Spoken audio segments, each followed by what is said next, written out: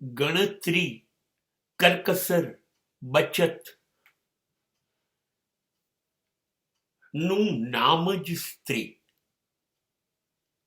એ જ ઘર સંભાળી શકે, એ જ તમે જે આવક આપો એમાં સંચાલન કરી શકે.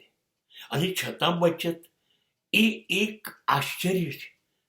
પુરુષ નથી કરી શકતો, નથી એનામાં કરકસર, નથી એનામાં ગણતરી એટલી જે આ લોકોમાં કુદરતી રીતે છે. શ્વાસે શ્વાસે એ ગણી શકે છે. એ તમારું ઘર સંભાળશે, એ તમારા બધા જ ખર્ચાઓ સાચવશે, તમને આર્થિક રીતે મજબૂત કરશે.